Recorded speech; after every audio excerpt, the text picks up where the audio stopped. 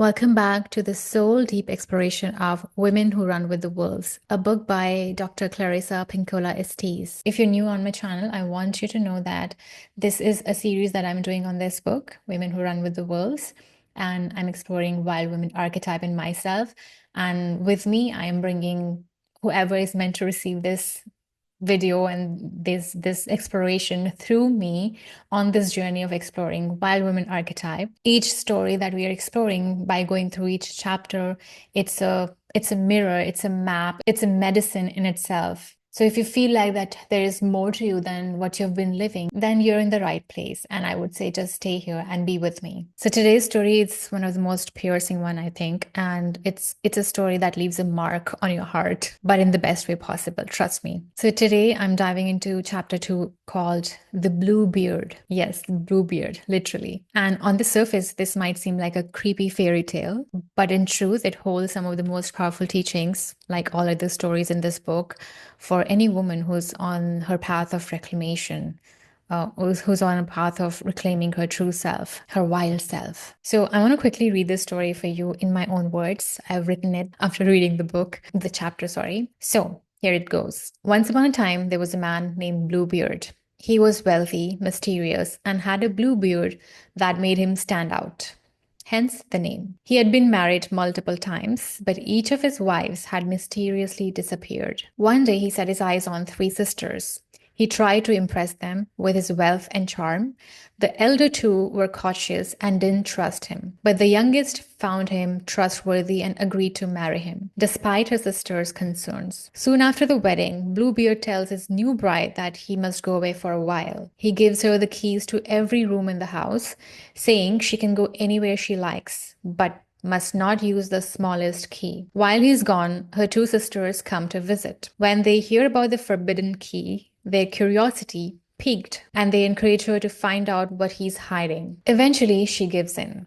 She finds the door, the small key opens, and discovers something horrifying. The bodies of Bluebeard's former wives. Terrified, she drops the key. It gets stained with blood, and no matter how hard she tries, she can't clean it. She hides the key and tries to pretend nothing happened. But when Bluebeard returns and demands the keys, he knows she has been inside the forbidden room. Furious, he decides to kill her, but she somehow convinces him to spare some time. And meanwhile, what she does is she calls for help. And just in time, her brothers arrive to save her and they kill this guy, Bluebeard. So it's a long story and honestly really interesting to read, but I just wanted to share the simpler version here so we could get to the heart of what it means. So what does this story really mean for us? So Dr. Clarissa beautifully explains that all the characters in the story lives inside of us.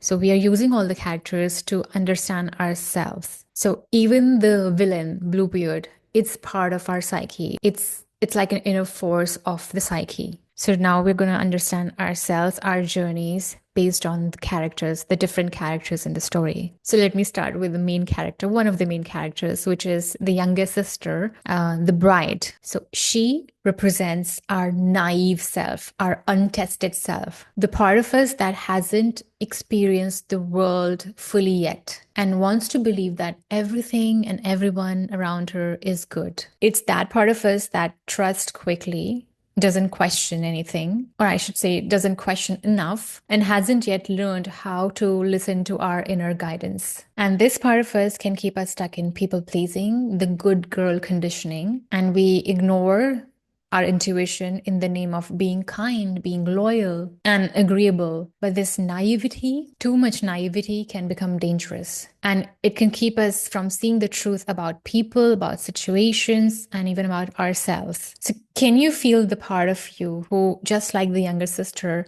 once ignored her intuition, ignored her inner voice, and probably didn't even have the access to that inner voice? The part of you that didn't want to disrupt the peace and wanted to somehow believe that love would be enough. So this is what younger sister represents. If you're able to resonate with it, just keep this aside for now. And let's move on to the elder two sisters. So these two sisters in the story, they represented the wiser part of us, those quiet, intuitive voices inside of us that sense that something is not right. Maybe those are the parts of us that have seen some more life and are cautious in action, or have learned to be cautious in taking action. And in the story, these two sisters, they try to warn the little sister, and later they even question the mystery behind the small key. So even though they were not able to stop her from marrying this guy, but if they were not there, then she wouldn't have found out the truth behind that small key. So they represent our inner voices, but these are the voices that we sometimes override because we crave love, or we crave validation or sense of safety, which the younger sister saw in this guy. She thought that since he's well off, he would be able to take care of her and she would have everything in her life. Now let's move on to the next character, which is Bluebeard, an important character for sure. This character represents our inner predator. This part in us exists like a shadow within us. The part of us that keeps us from stepping into our full, wild, sovereign power. It's the voice in us that tells us to stay small, stay silent, stay limited. It basically thrives on our fear and naivety. And that's why he married the youngest one who was naive. And this part, this inner predator, is not just personal. It does not only exist within us, it's part of the collective. It's like it's woven into the fear, traumas, and stories passed on from generations to generation, especially for women. It's that deep inner programming that makes us afraid to trust ourselves fully. That subtle voice that gaslights our intuition. The voice that tells you that you're too much, you're too emotional, or you're just imagining things. And this is what the villain, Bluebeard, represented in our story. Now, I want to talk about the key in the story. This small key was actually your intuition. This is our inner knowing. And the part where it said that bloodstain, she was not able to clean the bloodstain. So that bloodstain not coming off represents that once you see the truth, you cannot unsee it, no matter how hard we try to ignore it. Once we know in our life that something is not right, you cannot go back and just put a blanket over it and ignore it. When you know, you know. Once you've seen it, you've seen it. It's the proof of your knowing, the symbol of your awakening. And that knowing demands action. Once your intuition has shown you the truth, it demands action. So can you feel a moment in your life right now where your key, your intuition showed you, opened the door for you, and then what you saw changed everything? And in the last part, when this woman, the youngest sister, she cries for help and her brothers come to help her, this moment is symbolic. So to understand this aspect of the story within us, it's not about getting the help from the outside. It's not about being rescued by someone else that is outside of you. It's about the rise of your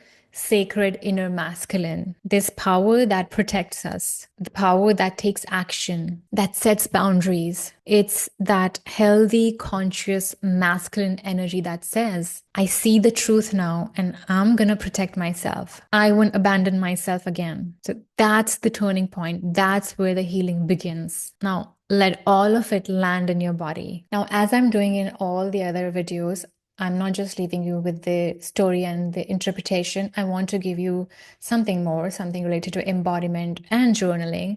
So I have a practice for you here as well. So it's a simple practice, a soulful embodiment practice.